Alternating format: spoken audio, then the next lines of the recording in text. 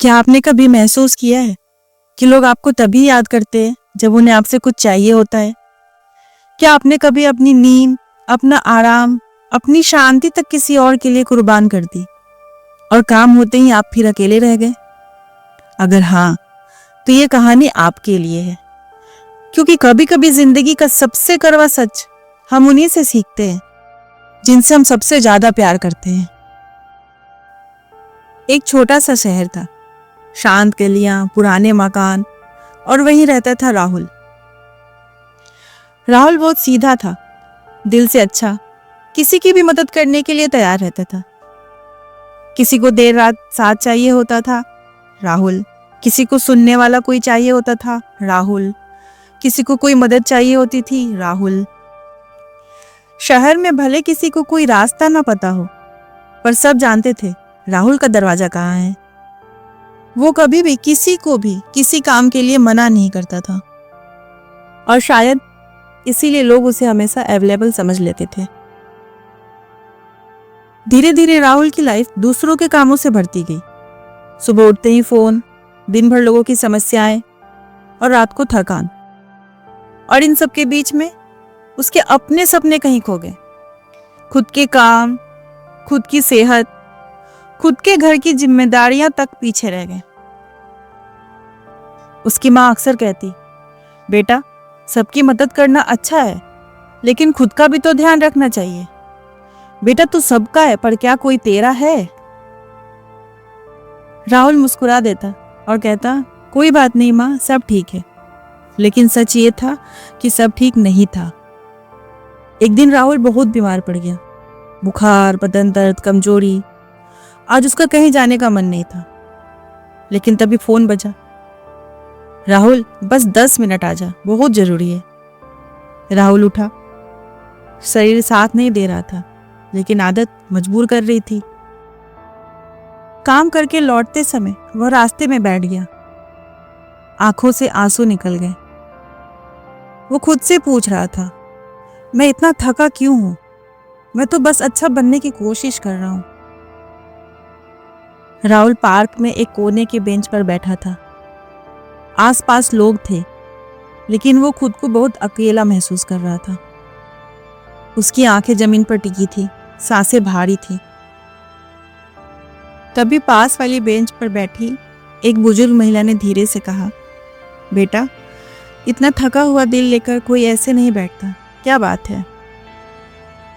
राहुल पहली बार बिना रुके बोल पड़ा, मुझे समझ नहीं आ रहा है मैं कहाँ गलत हूँ। मैं सबकी मदद करता हूँ, फिर भी खुद को खाली महसूस करता हूँ। मैं काम से नहीं, लोगों से थक गया हूँ। मेरी अच्छाई मुझे तोड़ रही है। बुजुर्ग महिला थोड़ी देर चुप रही, फिर बोली, बेटा, अगर तुम हर किसी के लिए अपने घर का दरवाजा खोल दोगे तो लोग समझेंगे कि यह उनका घर है। अपने लिए भी दरवाजा बंद करना सीखो, वरना तुम हमेशा बाहर ही रह जाओगे। हर किसी के लिए हाँ कहना दयालुता नहीं होती, कभी कभी खुद के लिए अन्याय होता है। राहुल ने धीमे से पूछा, फिर सही क्या है? महिला मुस्कुराई और बोली, सही ये है कि हर बार जवाब देने से पहले एक पल रुकना सीखो। अगर कोई काम तुम्हारी शांति, तुम्हारी सेहत या तुम्हारी आत्मा छीन ले तो उसे टाल देना। जो लोग तुम्हें सिर्फ इस्तेमाल करते हैं वो तुम्हारे बदलते ही चले जाएंगे, और जो तुम्हें सच में मानते हैं वो तुम्हारी सीमाओं का सम्मान करेंगे। राहुल ने पहली बार खुद को हल्का महसूस किया। उसे समझ आ गया था, समस्या उसकी अच्छाई नहीं थी, समस्या ये थी कि उसने खुद को सबसे आखिर में रखा था। उस दिन राहुल ने फैसला किया, अब हर बार तुरंत हाँ नहीं करेगा। पहली बार जब उसने कहा आज नहीं, तो सामने वाला नाराज हो गया। दूसरी बार लोगों ने ताना मारा, राहुल अब तो तुम बदल गए हो। तीसरी बार कुछ लोग दूर हो गए। राहुल को बुरा लगा, लेकिन उसके अंदर एक शांति आने लगी। वह समय पर सोने लगा, अपने काम पर ध्यान देने लगा, अपने और अपने परिवार के लिए वक्त निकालने लगा। अब थका थका नहीं, बल्कि उसके चेहरे पर हंसी रहने लगी। एक दिन राहुल को वो बुजुर्ग महिला वापस मिली। उन्होंने राहुल की मुस्कान देखी और पूछा, राहुल, जब तुमने सबको हाँ कहना बंद किया तो क्या दुनिया टूटी? राहुल मुस्कुराया, बोला, नहीं, मेरी दुनिया तो अब जुड़ने लगी है। जब तुम सबको हाँ कहना बंद करते हो तब तुम पहली बार खुद को हाँ कहते हो और यहीं से जिंदगी बदलती है। कुछ महीनों बाद राहुल खुद को आईने में देखता है। वो अब भी दयालु है, अब भी मदद करता है, लेकिन अब वो खुद को तोड़ करनी है। तो अगर आप भी राहुल जैसे हैं, अगर आप भी हर बार खुद को पीछे रखते हैं, तो याद रखिए, हर किसी के लिए उपलब्ध रहना जरूरी नहीं है। ना कहना स्वार्थ नहीं, समझदारी है। आपका समय, आपका मन और आपकी शांति बहुत कीमती है।